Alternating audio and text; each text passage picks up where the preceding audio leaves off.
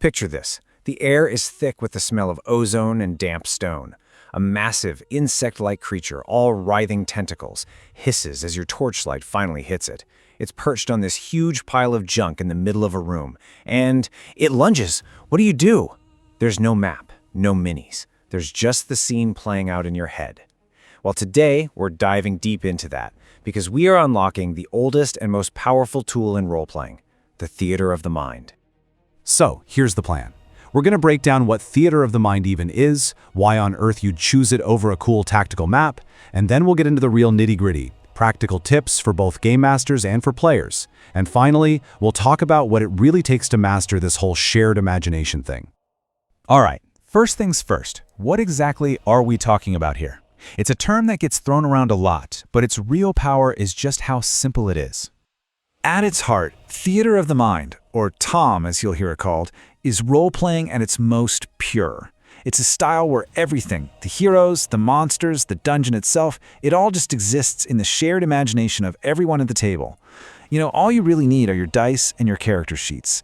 This is how the hobby started, just relying completely on description and conversation to build the entire world. Okay, so you might be wondering, in an age of amazing virtual tabletops and beautiful detailed miniatures, why would anyone choose to give up the grid? Well, the answer really comes down to what you want to get out of your game. And this comparison really lays it all out. Look, grid-based play is awesome for that deep, tactical positioning game. It's a wargamer's dream, for sure. But theater of the mind, it shifts the focus entirely over to a cinematic, movie-like narrative.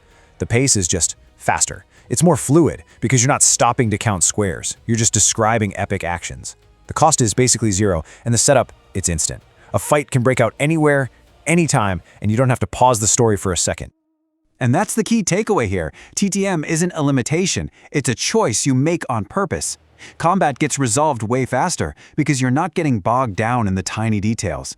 It actually pushes players to think more creatively, like, swinging from a chandelier that you just decided should be there. It really deepens the immersion because everyone at the table is actively painting this picture in their mind together. Of course, a lot of making this work really falls on the game master. Your job is to basically be the anchor for everyone's imagination. So let's break down exactly how you can build that solid foundation. These 4 steps right here are your bedrock. First, give your players landmarks. If they're in a tavern brawl, they don't need a grid. They need to know where the bar is, where the fireplace is, and where the door is. Those are their reference points. Second, just stop counting feet. Think in abstract terms. An enemy is near if you can get to them in one move. They are far if it takes a full-on dash. This keeps the action moving. Third, describe with impact. Focus on the senses, the smell of mold, the sound of dripping water, the chill in the air. And finally, ask leading questions. This gets your players involved in creating the scene and makes their intent crystal clear. Right, so the GM provides the anchors for the scene, but the real magic happens when the players grab onto them and help build out the world. So, how do they actually do that?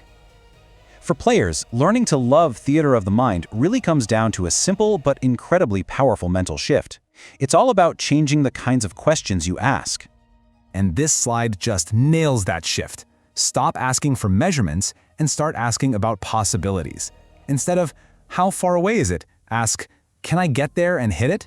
Instead of, how big is the room? Ask, is there any cover I can use? See the difference? It focuses everything on your character's intent and their actions, which is the absolute soul of this kind of narrative play. You stop being a game piece on a board and you become an actor on a stage.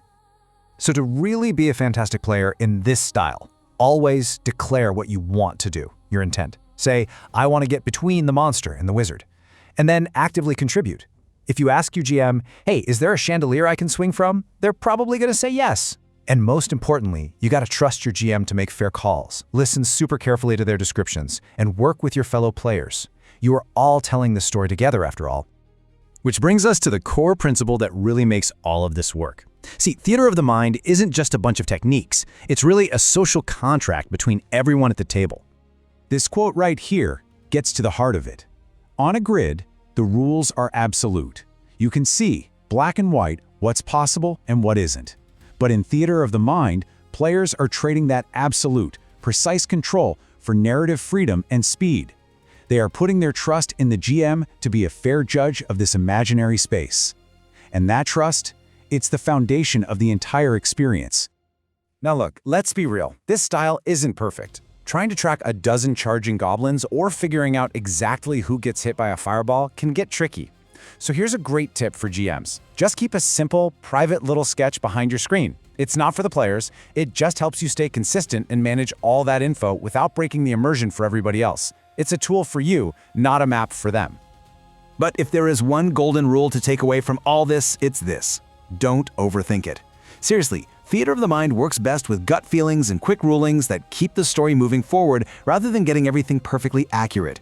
It's all about painting pictures with words. And speaking of pictures, if you're looking for some awesome visual sparks to help kickstart that imagination for your games, we've actually put together this massive bundle of 35,000 images that are perfect for Theater of the Mind scenes. It can really help ground your descriptions. You can find a link for it down in the description.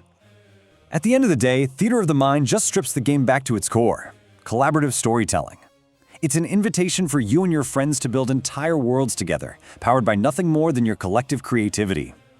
So, I guess the only question left is, what stories will your imagination unlock?